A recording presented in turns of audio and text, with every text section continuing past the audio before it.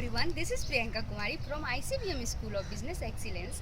I am going to talk about the book Scrum, The Art of Doing Twice the Work in Half the Time. Written by Jeff Sutherland has led an interesting career with the roots in the United States Air Force that provide a unique view when we finish college and enter the world of information technology. One of his most noted accomplishments is that he is one of the original signers of the Agile Manifesto and a father of the Scrum movement. The book provides a historical glimpse into his life as past lessons he had learned were used to build the Scrum methodology. There are 9 chapters in this book. I will explain you every chapter one by one. The first chapter is The Way the World Works is Broken. It gives the success story of the applying Scrum within the FBI to bring a project back on track. A project that was using a traditional project life cycle. Planning is useful. Blindly following plans is stupid. For those who worked in waterfall-based projects, the plan was always the focus that senior management focused on. Sutherland contrasts this approach, advising instead of avoid falling in love with the plan because it is just almost always wrong. He stresses the importance of planning only what needs to be planned right now, since everything in the future will change and is not worth the time.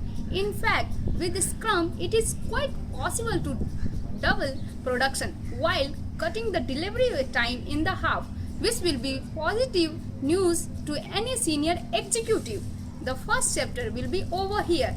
I will explain now second chapter. The second chapter is the origin of a Scrum. It gives some insights in the work of two Japanese business professors. They wrote an article in the HBR titled as the New Product Development Game. In this article, they described companies using overlapping development, cross-functional teams with autonomy. Companies using empowered to make decisions with the transcendent purpose of management didn't dictate. These professors compared the team's work to that of a rugby team and said that the best teams acted as though they were in the Scrum. Hesitation is death. Look forward for the answer. Great teams don't guess. And Suhari first said, first learn the rules and then the form groups. Second, make innovation. Finally, discard the forms. The next chapter highlights the specific aspects of Scrum. The third chapter, that is teams, it explains the impact of the size of the team, the role of the Scrum Master, and what does it mean for what do you need to be an excellent team. See also the mythical month from books and his law, adding manpower to the late software project to make it later. Pull the right lever, transcendence, autonomy, cross-functional, small wins, and blame is stupid. Have a look at the video from All Black rugby team. Haka to motivate your team and then let the appoint civet. The fourth chapter is time. Time is about the sprint and daily stand-up and his experience and at wiki speed. Time is infinite. Treat it that way, demo or die. Throw away your business cards. Everybody knows everything and one meeting day. He has been doing some research on the impact of happiness can have one career and productivity. He was shocked at the difference happiness makes in the individual's career. Within the text of the book, the key that Sutherland wants to remind the readers is that the happiness is about the journey, not the destinations. Instead of rivalry reading results, we should focus on the rewarding individuals striving towards operations and greatness. The next chapter, that is Waste is a Crime, it looks amongst other things at the ideas of Toyota's Taiichi Ohno. Multitasking and prioritization between projects. Taiji Ono talked about the three different types of waste. First one is Muru waste through unreasonableness. Second one is Mura waste through inconsistency, and last one is Mura waste through outcomes. Multitasking makes you stupid. Half done is not done. Do it right the right first try. Working too hard only makes more work. Don't be unreasonable. No heroics. Enough with the stupid policies. Now, the next chapter, that is 6.1, is the planned reality, not fantasy. Goes into the problems of Madco with their project. Look into planning, poker, and the Fibonacci sequence. Stories, velocity, and the sprint planning.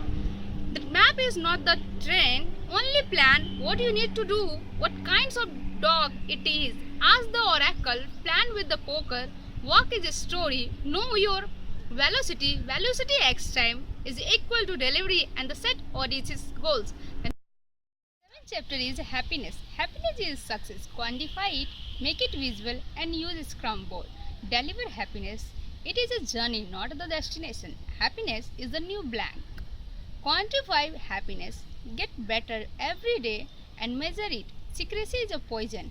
Make work visual. Happiness is autonomy, mastery, and purpose, and the pop and the happy bubble. The eighth chapter is priority. Priorities is all about the product owner. What can you implement? What can you sell? What can you be passionate about? You have to focus on all three to be successful. Use a backlog to know what to do when. Make a list, check it twice. The product owner, a leader, isn't a boss. Observe, orient, decide, and then act. Fear, uncertainty, the dot, and get your money for nothing and your change for free. The last chapter is 9th one, titled as The Change the World. Gives us several examples where a Scrum has been used outside software development. A 9th example is the usage of a Scrum for education, Dutch school, or by NGOs. Scrum accelerates all human endeavor. Scrum for schools, Scrum for all the organization is rip up your business cards. Now the conclusion part comes. This book gives a lot of background information, will help you to make a much better understanding of the philosophy behind Scrum. As stated, it is not the learning book about Scrum, but on the other hand, to learn Scrum, you have to bring into practice and practice and practice. So from that perspective, this book is a good starting point. All given examples are success stories of P.T. Sutherland didn't go into some failure of implementing Scrum. Now, the part comes my observation about this book. The good things that I found while reading this book is excellent resource of team member participating on a Scrum-based project, having been involved in Scrum for quite some time. I found the information highly refreshing and worthwhile investment in my time. In fact, each section includes which is the takeaways, which is an executive summary of the current chapters. While the book includes a great deal of value, there are two key items that really stuck with me: planned reality, not fantasy, and happiness is. I hope this video will help you to understand the book called Scrum. Thanks for watching. Thank you so much.